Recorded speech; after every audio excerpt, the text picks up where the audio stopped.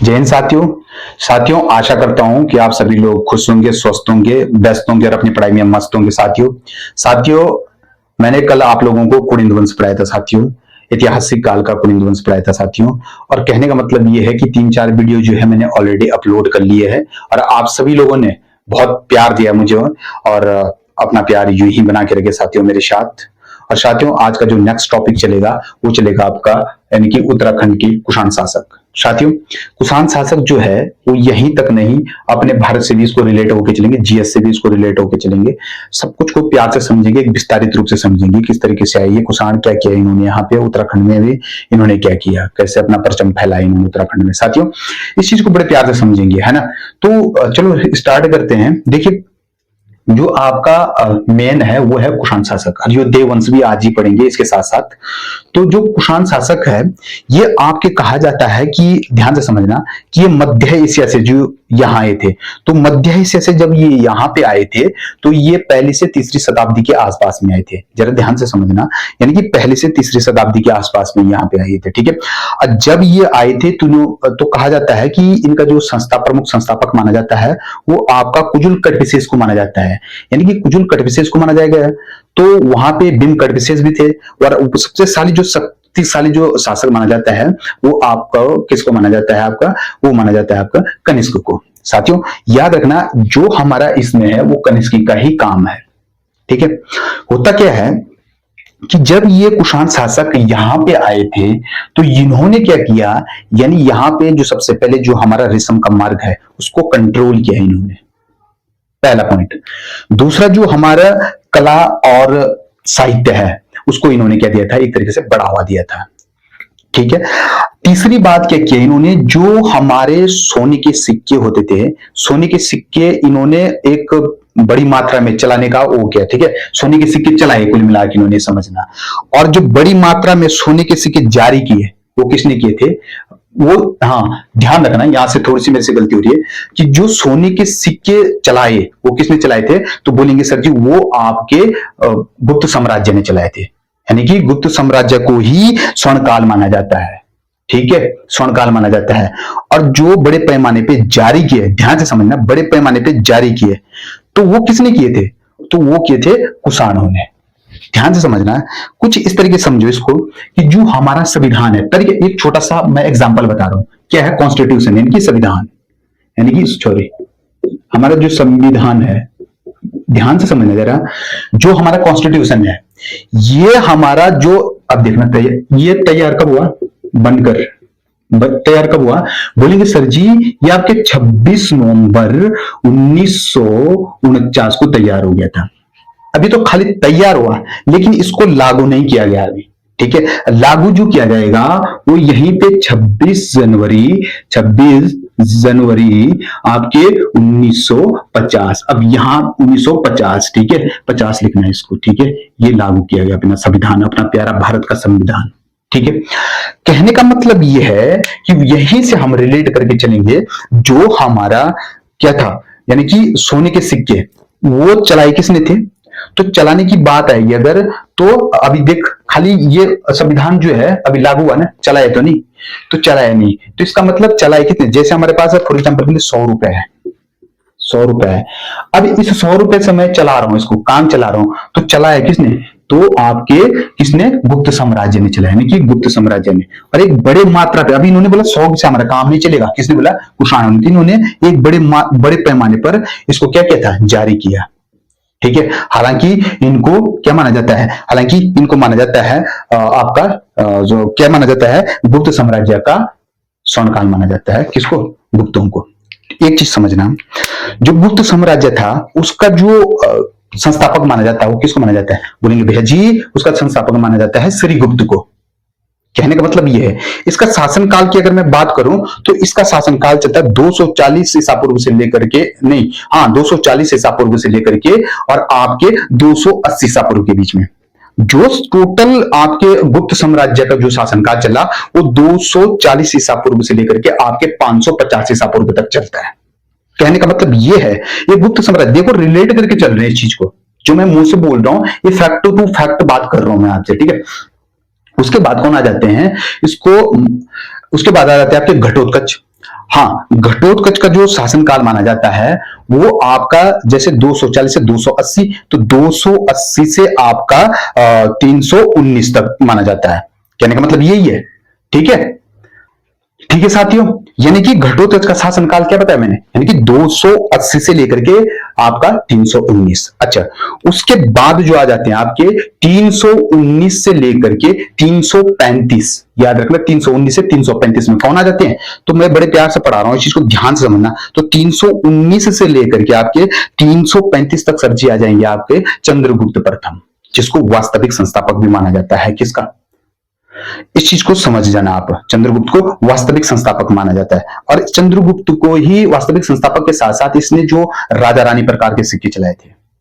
ठीक है, एक पॉइंट तो आपका ये बनाएगा कि सर जी राजा रानी प्रकार के सिक्के का ना विवाह प्रकार के सिक्के चलाए थे। ठीक है, और आपके एक सक्संवत प्रकार के सिक्के भी इसी ने चलाए थे। अब जो इसके बाद आ जाता है आपका, वो कौन आ जाता है, वो कौन आ जाता है इसके बाद, नेक्स्ट कौन आ जाता है, तो बोलेंगे सर जी अब चंद्रगुप्त के बाद आ जाता है आपका समुद्रगुप्त। ठीक है, समुद्रगुप्त का कितना चल रहा था, तो 335 ईसा पूर्व से लेकर के सर जी और 375। ठीक है, और समुद्रगुप्त वही शासक है साथियों, यानी कि ये समुद्रगुप्त जो था, समुद्रगुप्त ये सबसे शक्तिशाली शासक माना गया है। कहने का मतलब यही है कि ये सबसे शक्तिशाली शासक माना गया है आपका, कौन, समुद्र, क्योंकि इसने क्या किया था कि ध्यान से समझना, उत्तर भारत के आर्यावर्त में आपके 9 शासकों को हराया था, और आपके दक्षिण भारत में आपके कितने शासकों को हराया था, बोलेंगे सर जी दक्षिण भारत में इसने कितने शासकों को हराया था, तो बोलेंगे सर जी दक्षिण भारत में जो है इसने 12 शासकों को हराया था। समुद्रगुप्त को भारत का नेपोलियन किसने कहा था, तो बिसेंट स्मिथ नाम का कोई एक हुआ करता था, बिसेंट नाम से कोई एक वैज्ञानिक या फिर साथियों। तो इसके बाद आ जाता है आपका चंद्रगुप्त प्रथम का पुत्र कौन होता है, आपका समुद्रगुप्त। ठीक है, याद रखना। अच्छा, ये समुद्रगुप्त आप ध्यान इस तरीके से रखना कि इसका शासनकाल कितना माना जाता है, बोलेंगे सर जी इसका शासनकाल जो माना जाता है 335 ईसा पूर्व से लेकर के आपने और 375 के आसपास माना जाता है, यानी कि माना जाता है आसपास में। ठीक है, अब जो समुद्रगुप्त था ये सबसे शक्तिशाली शासक क्यों माना गया है, इसलिए माना गया है इसको सबसे शक्तिशाली शासक क्योंकि इसने जो है उत्तर भारत में कितने शासकों को हराया था, बोलेंगे सर जी 9 शासकों को, और दक्षिण भारत में कितने शासकों को, यानी कि 12 शासकों को हराया था। इस चीज को आप ध्यान रखना। ठीक है, और इसको भारत का नेपोलियन एक इतिहासकार हुआ करता था, भारत नेपोलियन जो एक इतिहासकार था बिसेंट स्मिथ, इसने बोला था। और इससे ये जो है ये संगीत से बड़ा प्रेमी था, और आपके जो शिक्षा थे, शिक्षा का बड़े वो करता था, नियंत्रण करता था ये। ठीक है, संरक्षित करता था इस तरीके से। ठीक है, तो ये आपका इसका किसका उपासक मानते इसको, तो विष्णु का उपासक। साथियों याद रखना, इसके बाद जो आ जाता है नेक्स्ट जो आ जाता है वो चंद्रगुप्त द्वितीय आ जाता है। चंद्रगुप्त द्वितीय का शासनकाल कब से कब तक है, यानी कि 380 के आसपास से लेकर के सर जी और 413 तक माना जाता है, इसमें तक माना जाता है। देखिए समुद्र जो आपका चंद्रगुप्त द्वितीय है, मैंने आपको कल बताया था कि इसके समय काल पे क्या होता था, इसके समय काल पे सर आपने बताया था कि कालिदास हुआ करते थे। ठीक है, शेक्सपियर के नाम से किसको जाना जाता है, कालिदास। इसकी कुछ रचनाएं हुआ करती थी, जो अब ध्यान से सुनना क्यों बोल रहा हूं मैं, इसकी रचनाएं क्यों हुआ करती थी, यानी कि पहली रचना कौन थी इसकी थी, तो बोलेंगे आप वो हुआ करती थी मेघदूत। जैसे यहां पे लिख देता हूं मैं, यानी कि मेघदूत। दूसरा रघुवंश, तीसरा आपका हुआ करता था मालविका, ये भी इसी की है। चौथा गनिमित्रम, यानी कि गनिमित्रम। पांचवा आपके जो मैंने बताया था वो माना जाता है आपका पांचवा अभिज्ञानतम शकुंतलम, यानी कि अब समझ गए होंगे आप, अभिज्ञानतम शकुंतलम। इस चीज का अभिज्ञानतम शकुंतलम मैंने कल बताया था कि कर्ण आश्रम में जो है दुष्यंत अभिज्ञानतम शकुंतलम का क्या जुड़ा था, प्रेम प्रसंग जुड़ा था, जिसके हमें एक पुत्र उनका उत्पन्न हुआ था। पुत्र का नाम क्या था, बोलेंगे सर जी जो उनका पुत्र उत्पन्न हुआ था उसका नाम था क्या, चक्रवर्ती सम्राट भरत का जन्म हुआ था, तो इसी के नाम से देश का नाम भारत पड़ा, ऐसा माना जाता है। लेकिन ये किस नदी के किनारे है, तो माली नदी के तट पर है और शिवालिक श्रेणियों से निकल के आती है। सारा यही तो बताया था मैंने आपको कल। और ये कहां पड़ता है, कोटद्वार में पड़ता है। पौड़ी के किस नदी, ये अच्छा कोटद्वार में पड़ता है, लेकिन वर्तमान में इसको चौका घाट, और चौका घाट में जो है क्या लगता है, बसंत पंचमी के दिन मेला लगता है। बस इसको याद रखना आप, ये आपका समुद्रगुप्त। इसके बाद जो नेक्स्ट आ जाता है आपका कुमारगुप्त।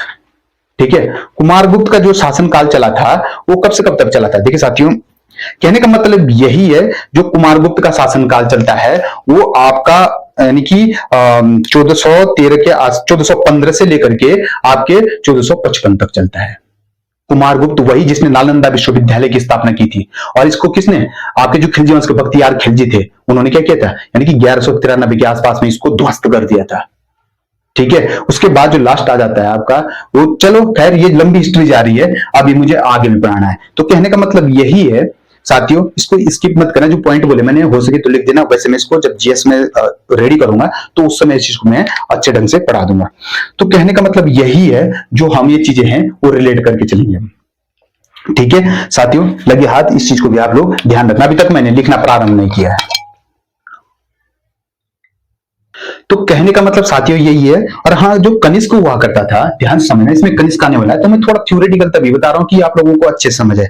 देखिए कनिष्क ने जो है वो क्या कहता है, यानी कि अपना जो इसका वो हुआ करता था शासनकाल, ये अपने चरम तक पहुंचाया था इसने। जैसे आप कहां तक पहुंचा था इसने, बोलेंगे सर जी पाकिस्तान हो गया, नल्ला है, अफगानिस्तान हो गया, भारत के कुछ क्षेत्रों में इसने अपना शासक फैला दिया था। किसने, कनिष्क ने।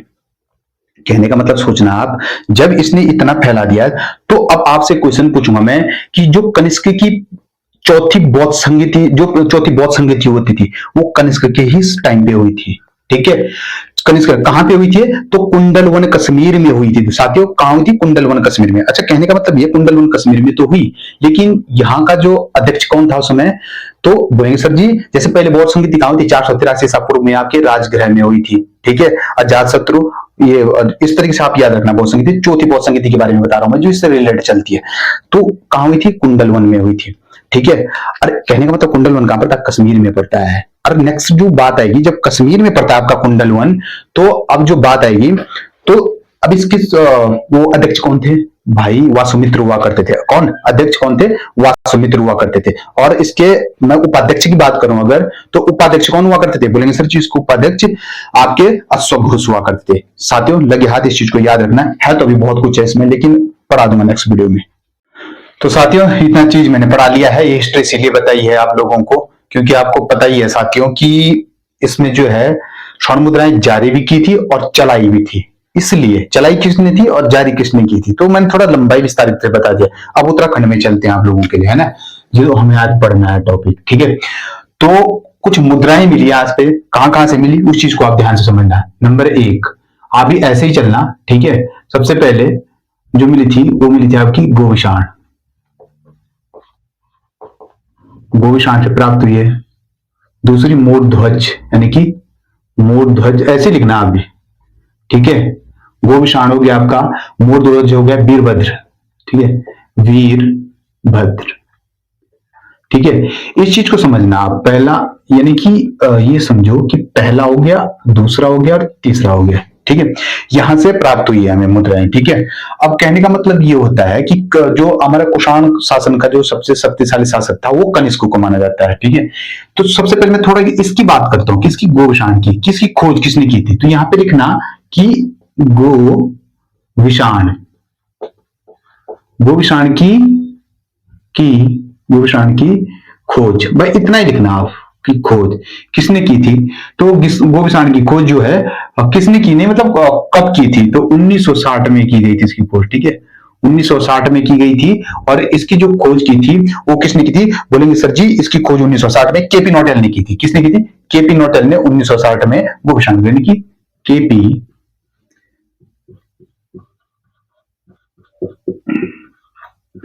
नोटियाल। इसमें दिक्कत तो नहीं होगी, ये नोटियाल है लिखा हुआ। ठीक है, अब तीसरा जो पॉइंट लिखेंगे हम यहाँ पे वो लिखेंगे कि कुषाण वंश का, कुषाण शासन का सबसे शक्तिशाली शासक कौन हुआ करता है, शक्तिशाली बोल रहा हूं मैं, तो कनिष्क हुआ करता है, यानी कि कुषाण। ठीक है, कुषाण शासन, तो शासन का सबसे शक्तिशाली शासक कौन हुआ करता था, तो बोलेंगे कनिष्क हुआ करता था। ठीक है, कनिष्क, यहां पे लिखूंगा मैं कि कनिष्क। ठीक है, इसीलिए तो ये थ्योरी लंबी बताई मैंने। ठीक है, कनिष्क हुआ करता था। साथियों इस चीज को भी आप ध्यान से समझना। कनिष्क ने क्या किया था कि 78 संवत जारी किए थे, जिसका उत्तराधिकारी किसको, होबिस्को को जारी किया। थोड़ा मैं यहीं पे आप लोगों को बता देता हूं कि गोविषाण का पुराना नाम क्या है, तो गोविषाण बोलते हैं काशीपुर को, ठीक है, काशीपुर। इसको थोड़ा मैं निपटा देता हूं यहाँ पे, है ना। मोर ध्वज आपको मैंने बताया था कि मोर ध्वज कहां पड़ता है, तो मोर ध्वज जो है कोटद्वार, यानी कि कोट द्वार। उत्तराखंड का द्वार कोट द्वार, कुमाऊं का द्वार काठोगोदाम, ये भी ध्यान रखना। उत्तराखंड का भी द्वार है और कुमाऊं का भी द्वार है, ये भी आप ध्यान रखना। ध्यान आ रहा मुझे यहां से, ठीक है। वीरभद्र बोला जाता है आपको ऋषिकेश को, किसको, तो ऋषिकेश है ये, ठीक है, ऋषिकेश, कंफ्यूज मत होना है, री पे, ऋषिकेश को बोला जाता है। यही मैंने यहीं पे इसका डिफाइन कर लिया है, ठीक है, याद रखना। अच्छा, जो हमारे क्या बोला मैंने, कनिष्क ने क्या किया था कि कनिष्क ने क्या किया, ध्यान से समझना, पॉइंट टू पॉइंट लिखते जाना। कनिष्क ने क्या किया कि 78 यानी कि 78 ईस्वी में क्या किया था, संवत 78 संवत जारी किया, ये थोड़ा मिट गया मेरे हाथ से, ठीक है, यहां देखना सबसे। 78 संवत जारी किया, 78 संवत जारी किया, जिसका उत्तराधिकारी यानी कि उत्तराधिकारी तो उत्तराधिकारी किसको माना गया है, तो बोलेंगे सर जी इसका उत्तराधिकारी होबिस्को को माना गया है। किसको माना गया है, यानी कि होबिस्को को माना गया है। यहां पे लिख रहा हूं मैं होबिस्क। ये आप लोग इस चीज को भी ध्यान रखना, ठीक है। इसकी जो राजधानी हुआ करती थी, कैपिटल हुआ करती थी, तो कैपिटल कहां थी इसकी, यानी कि राजधानी, ठीक है, राजधानी। इस चीज को भी आप लोग ध्यान से समझना कि इसकी राजधानी कहां हुआ करती थी। बोलेंगे सर जी इसकी राजधानी पेशावर के पूर्व पुरुष, यानी कि पेशावर, ठीक है, पेशावर लिखना है इसको, ठीक है, पेशावर के यानी कि पूर्व पुरुष, यूं लिखना, पेशावर के पूर्व पुरुष में लिखना, ठीक है। इसकी राजधानी लिखना आप, क्या, पेशावर के पूर्व पुरुष में लिखना साथियों। अच्छा, अब जो बात आती है कि सर्वाधिक मोस्ट इंपॉर्टेंट जो पॉइंट लिखा रहा हूं वो अभी लिखा रहा हूं मैं, ठीक है। इसको मैं दूसरे ही से लिख देता हूं, है ना, ताकि आप लोगों को मोस्ट लगे, कि सर्वाधिक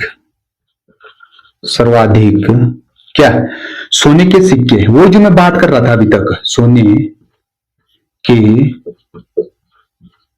सिक्के बड़े, इस तरीके से लिखना, बड़े पैमाने पर जारी किया, किसने, कुषाणों ने, ठीक है।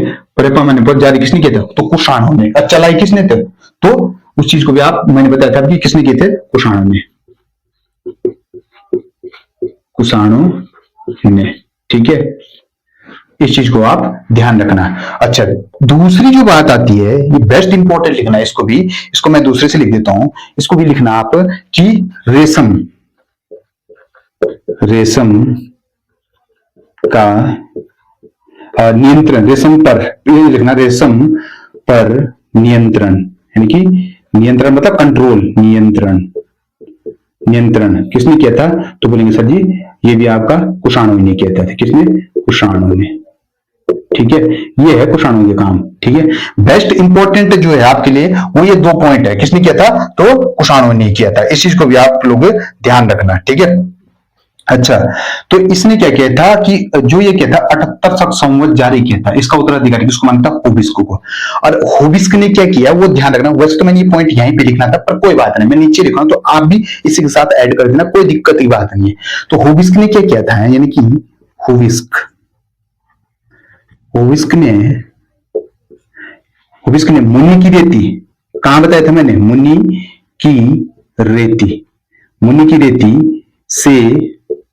रेती से क्या किया था, यानी कि मुनि की रेती से 44, ठीक है, 44 मुद्राएं क्या की थी, प्राप्त। आप चाहो तो इस पॉइंट को जो है वो पॉइंट इसके साथ मिला देना, यदि इच्छा हो आपकी, नहीं तो आप भी ऐसे बनाना जैसे मैं बना रहा हूं, ठीक है। अच्छा, उसके बाद क्या होता है कि यहां पे लिखना कि कुषाणों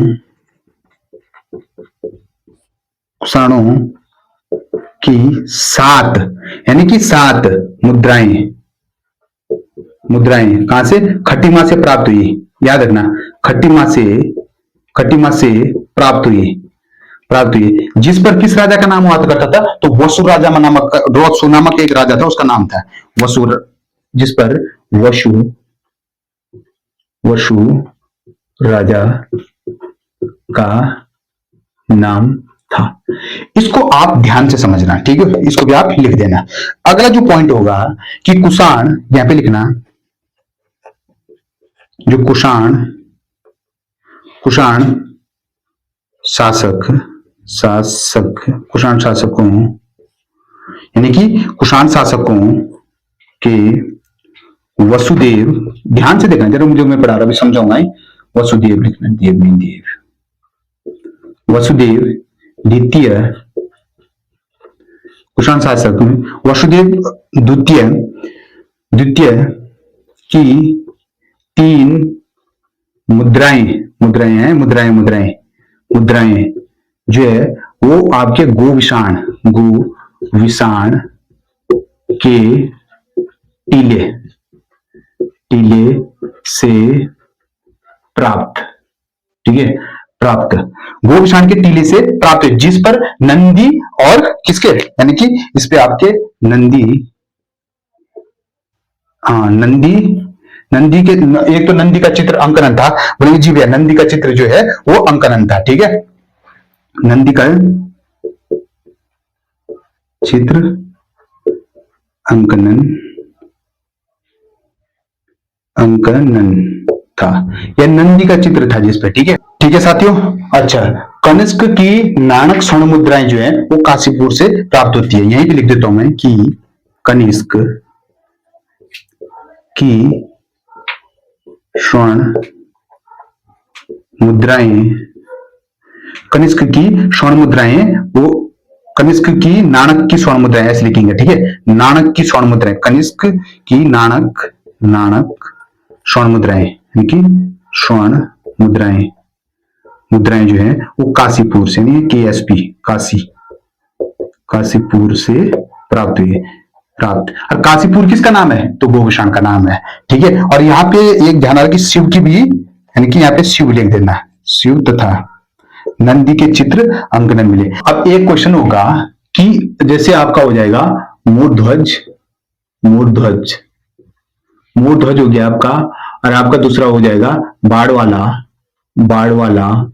मूर्ध्वज बाढ़ वाला, और आपका मूर्ध्वज बाढ़ वाला और वीरभद्र लिखेंगे, वीरभद्र और भरत मंदिर से उत्खनन करके, यानी कि उत्खनन करके क्या मिले थे, कुषाणकालीन अवशेषण प्राप्त हुए थे, यानी कि कुषाणकालीन क्या हुए थे, अवशेषण क्या होते प्राप्त। साथियों ये चीज प्राप्त है, ये ठीक है, इस चीज को आप ध्यान से समझना।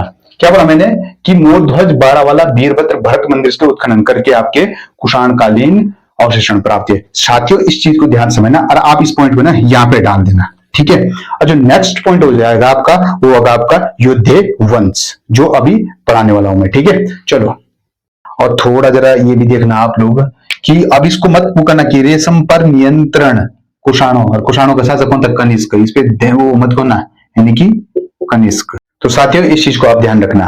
और साथियों वहां पे जो मैंने ये क्वेश्चन लास्ट में किया था, शायद वो वहां से गलत न हो थोड़ा सा, जो आपने क्या थे, तो मूर्ध्वज क्या था, वहां पे बाढ़ वाला लिख दिया, बाढ़ वाला वो नहीं साथियों। बाढ़ वाला क्या है कि मैं बता रहा हूं आप लोगों को कि नैनीताल के बाढ़ वाला से हमें ईंट के उत्खनन मिलते, जैसे आपके वहां से क्या बोलते हैं, वहां का नाम चमोली के गोपेश्वर के बाढ़ वाला से हमें किस चीज के चित्र मिले थे, तो बोलेंगे सर जी वहां के त्रिशूल के संकलिपि में थे जो, तो थोड़ा मुझे वो ध्यान रहा था, इसलिए मैं थोड़ा कंफ्यूज हो गया। बाढ़ वाला पांडु वाला होगा, यानी कि पांडु वाला लिखना आप, ठीक है, पांडु वाला, वीरभद्र,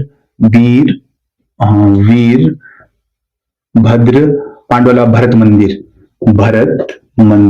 ऐसे लिखना उस क्वेश्चन को, ठीक है। भरत मंदिर से उत्खनन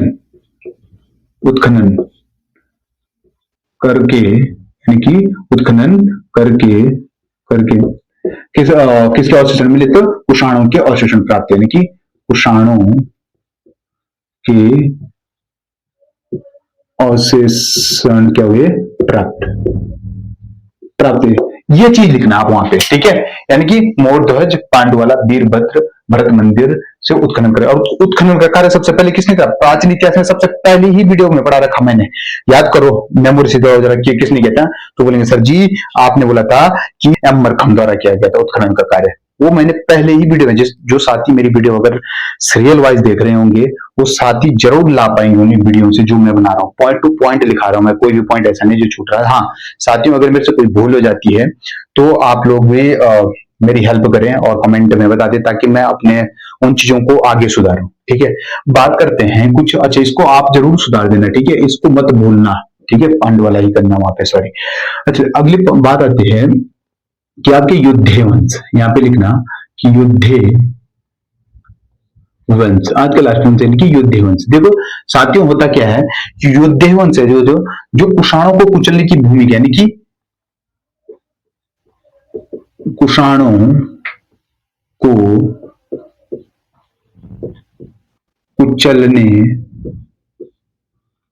की भूमिका किसकी रही? तो युद्धवंशों को कुषाणों को कुचलने की भूमिका रही। सबसे पहले तो आप यही चीज याद कर लेना, है ना। तो कुषाणों को कुचलने की भूमिका किसकी रही थी? युद्धवंश। और ये जो योद्धे थे, यानी कि दूसरा पॉइंट लिखना है इसको, ठीक है, बना के, युद्धे वंश। कल क्या पढ़ाया था मैंने आपको? कुनिंद वंश। बोलेंगे कुनिंद वंश पढ़ाया सर जी, कुनिंद वंश के संस्थापक अमोधभूति बताया सर जी आपने। तो अमोधभूति जो है कुनिंद वंश के समकालीन, कि समकालीन, समकालीन मतलब इसका राज भी था, तो इसका भी युद्ध वंश भी उस समय राज कर रहा था, ठीक है। ये चीज होता है कुनिंद वंश का मतलब, ठीक है, ये समकालीन का मतलब, ठीक है। भूलना मत, कंफ्यूज मत होना कि समकालीन का मतलब कई लड़के होते हैं कंफ्यूज हो जाते हैं, जो नया नया लड़के आते हैं, ठीक है। अच्छा इनकी हमें जानकारी कहां से प्राप्त होती है? इनकी मुद्राओं की जानकारी, यानी कि इनके मुद्राओं की जानकारी, यानी कि लिखेंगे सॉरी मुद्राओं, यानी कि मुद्राओं की जानकारी, यानी इनके बारे में जानकारी भी लिख सकते हैं आप, जानकारी, यानी कि इनकी मुद्राओं की जानकारी या फिर इनके बारे में जानकारी कहां से मिलती है? पहला जो लिखेंगे आपके, ये लिखेंगे आपके जौनसार के बाबर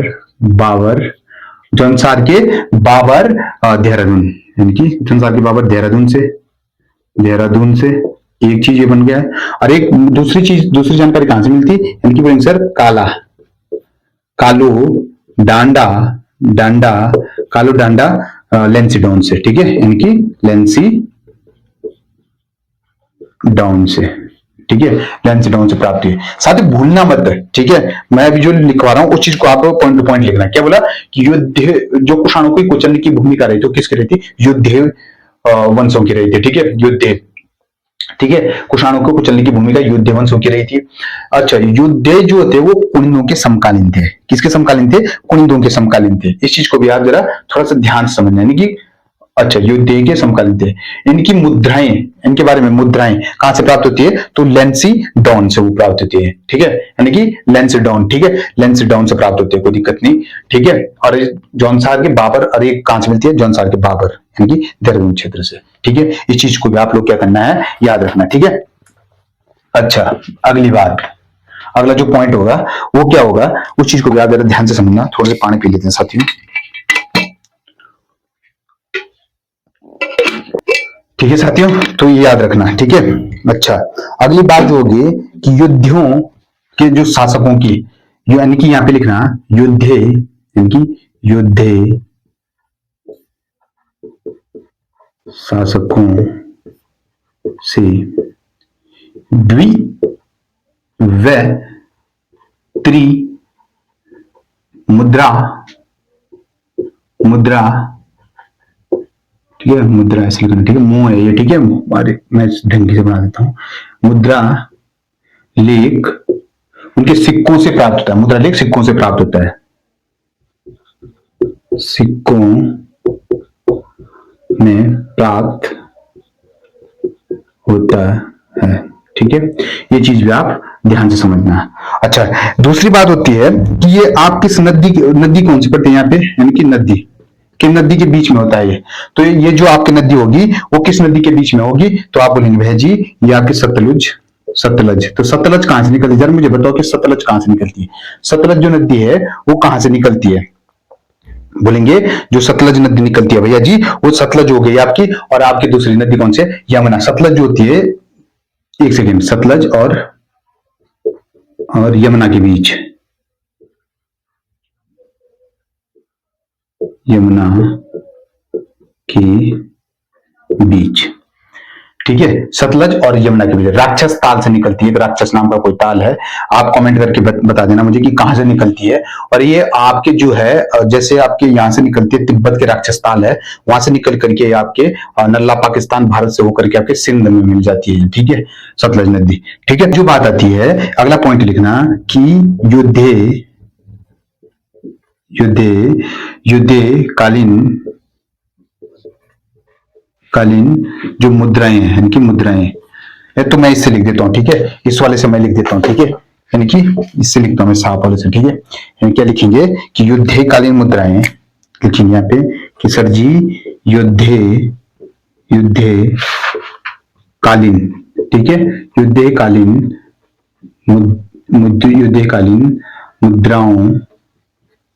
मुद्राओं में उनके युद्धकालीन मुद्राओं में क्या लिखेंगे, युद्धकालीन में उनके अधिष्ठता देव कार्तिकेय, अधिष्ठता देव शूलधारी कार्तिकेय का चित्र मिलता है। अधिष्ठता देव यानी कि क्या लिखेंगे, अधिष्ठता देव, ठीक है, अधिष्ठता देव, अधिष्ठता शूलधारी, यहाँ पे लिखना अधिष्ठता, क्या लिखेंगे, शूलधारी, तो शूलधारी कार्तिकेय, यानी कि कार्तिकेय का, अधिष्ठता देव शूलधारी कार्तिकेय का चित्र मिलता है, कार्तिकेय का चित्र मिलता है, यानी कि चित्र मिलता है, ठीक है। लगे हाथ, इस पॉइंट को भी आप ध्यान से समझना साथियों, इस पॉइंट को भी आप जो है वो ध्यान से समझना, ठीक है। क्या लिखेंगे, युद्धकालीन मुद्राओं में उनके अधिष्ठाता देव शूलधारी कार्तिकेय का चित्र मिलता है, ठीक है। और साथियों ये पॉइंट और लिखना है कि उनकी जो, या तो फिर उनकी लिखेंगे या उनकी मुद्राओं से, यानी कि क्या लिखेंगे, मुद्राओं से, उनकी मुद्राओं से विदित, ये लिखेंगे विदित होता है कि, उनकी मुद्राओं से क्या होता है, विदित होता है कि उनमें मन शासक प्रणाली, की मन शासन प्रणाली क्या थी, विद्यमान थे, ठीक है।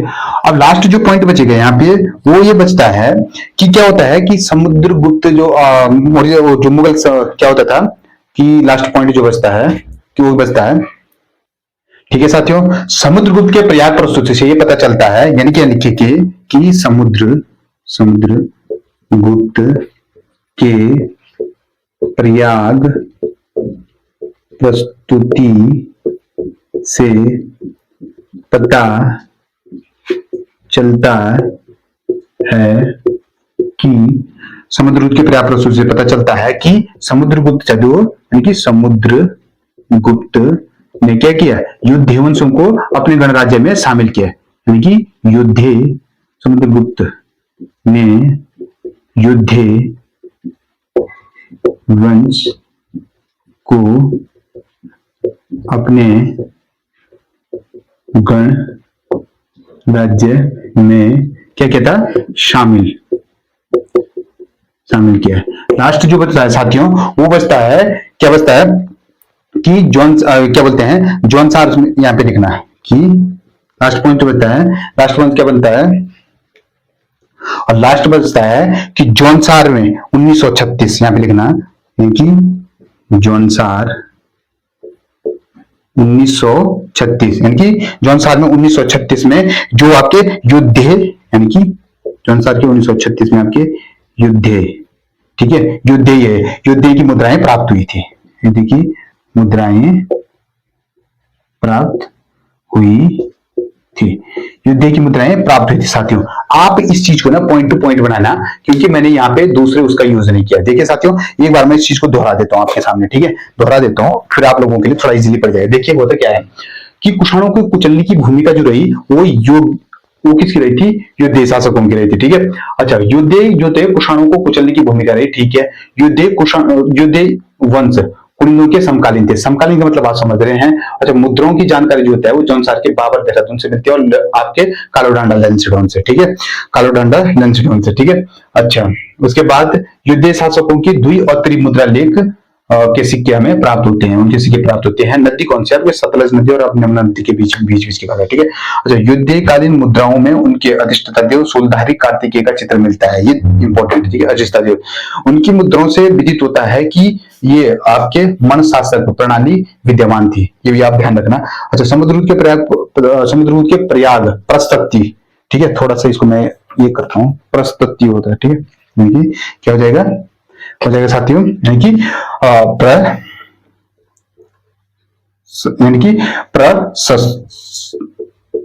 प्रस्तुति, ठीक है, इस तरीके से होगा साथियों, ठीक है।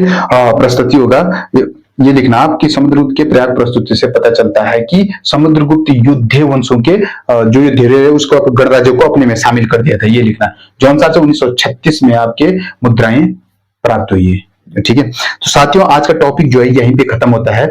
फर्स्ट में जरूर मैंने थोड़ा सा थ्योरेटिकल बताया आपको, यानी कि जीएस से रिलेटेड थे, बट हमें क्या होता था कि यहाँ पे कुछ मुद्राएं मिली थी, आपको बताया किसने चलाई थी और किसने एक बड़े पैमाने पे जारी की थी। तो चलाना और जारी करना, इसमें आप लोग बिल्कुल कंफ्यूज मत होना साथियों। और जो ये पढ़ाया था कुषाण शासक और आपका युद्धे वंश पढ़ाया था। तो साथियों ये रहेगा कि आप लोग जरूर नोट्स बनाएं और नोट्स के अनुसार आप लोग चलें। और साथियों, वो जो थ्योरी लिखाई मैंने स्टार्टिंग में, वो तभी लिखाई थी मैंने, थोड़ा रिलेट करके चलना था हमको, और हमें पता चला कि कुषाण कहां से आए थे। इस चीज को आप स्किप मत करना साथियों, क्योंकि चीज को, और हाँ, इस चीज को मत छोड़ना, ठीक है। पांडु वाला जरूर कर देना आप लोग साथियों, क्योंकि मैंने वो चीज जो है इरेज कर ली थी, ठीक है। और साथियों, आप अपना प्यार जो है हमेशा ऐसी बना के रखना साथियों। और आज के लिए इतना ही, धन्यवाद। मिलते हैं नेक्स्ट वीडियो की तरफ। और ज्योग्राफी का मैं विचार सोच रहा हूँ कि ज्योग्राफी भी हम साथ साथ लेके चलेंगे। ज्योग्राफी की वीडियो जल्दी ही कुछ दिनों में आपके बीच में होगी। और अपना आशीर्वाद ऐसे रखे साथियों। धन्यवाद।